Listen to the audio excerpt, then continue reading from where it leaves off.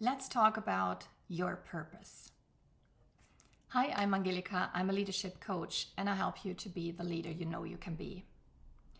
A lot of leaders want to do some good in the world, and they're wondering how they can do that while they're stuck inside an organization. Because we get bombarded with the message, if you want to have some real impact, you have to start your own business. You're not really truly free if you're not out there freelancing, starting your own company. You're working for someone else and making their dream come true instead of your own.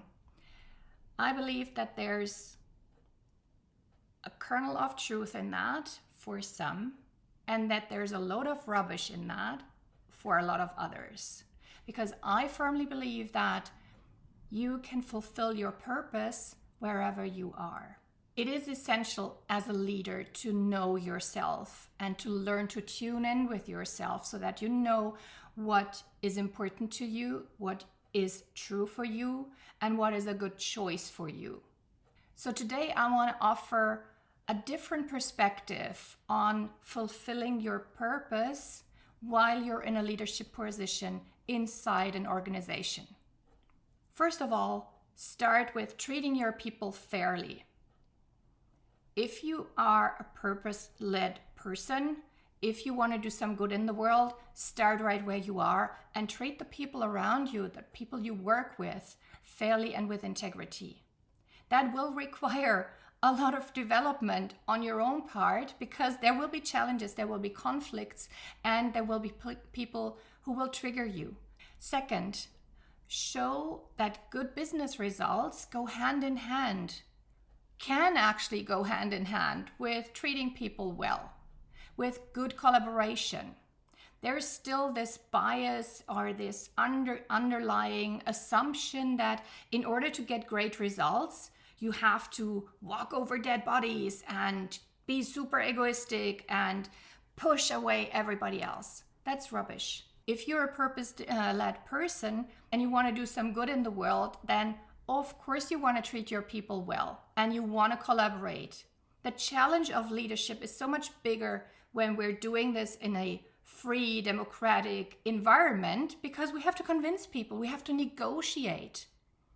And that makes it a lot more strenuous than if you can coerce them and blackmail them and force them into submission and stuff.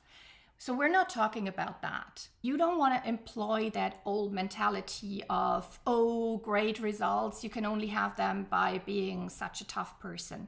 You may have to be very clear and decisive, but you can show that great results can be achieved with having a great team, with collaboration, with your clients, your stakeholders, with your providers, freelancers, etc. So go and show that. In addition to that, you can change the way your organization is handling certain things that are important to you. Whether you are keen to have the environment improved, or whether you have a heart for diversity and inclusion, or whether you want to make sure that people in your industry are paid fairly. Whatever the cause or value that is most important to you, go and get involved inside your organization right where you are in the initiatives, the groups, the committees, projects, whatever you might have, where these things are discussed, and get involved. That's something that you can never do from outside this organization. Use your leadership position in order to shape how your business is doing business with integrity. And you can do that whether you're a project leader in middle management, handling the affairs with how a provider negotiates with you, or how you report to senior management with transparency and integrity instead of just showing them, oh, everything's fine because you assume that they just want to hear good news.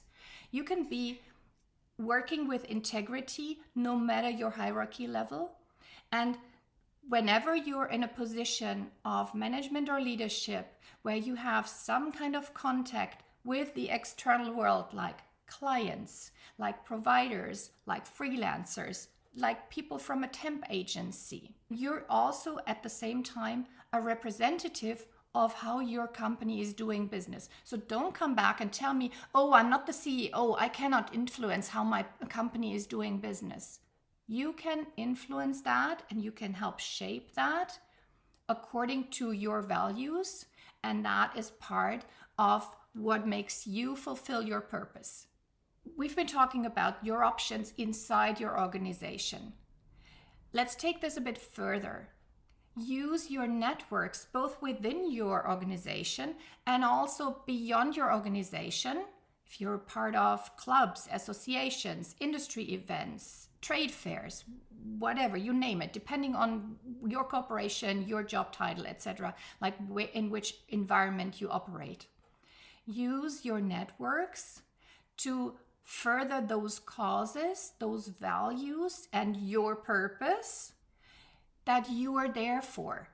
So if you have a thing about improving the way the environment is treated, then talk about that, get involved, and find the other people in your industry or outside your business division who are similarly interested in shifting regulation or shifting the way your company is doing a certain business process.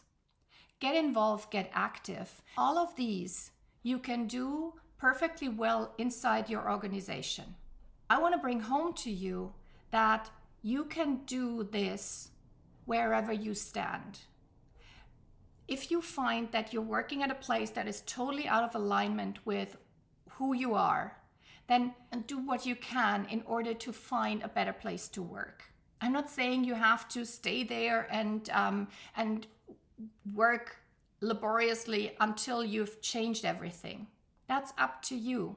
If that is your mission, by all means, go and do it. But don't tell yourself that you can only fulfill your purpose one day in this faraway country, in this faraway time, when you have fixed everything, got enough money, started your own business, and all the other ifs and whens that are on your list. If you are purpose-driven, you can be a purpose-driven leader right where you are. We need way more leaders inside organizations who are trying to do some good in the world. Because organizations are a great place to show that you can achieve results with a group of people in a way that is collaborative, free, and based on positive values and appreciation of one another. And who doesn't need that? I hope this is helpful and gives you some ideas as to how you can leverage your current position and align your leadership career, your leadership aspirations, or your current leadership position with your idea of being a purpose-driven person and fulfilling your person while you're here. If you like this type of content, please don't forget to like and subscribe. Thank you so much and happy leading. See you next time. Bye.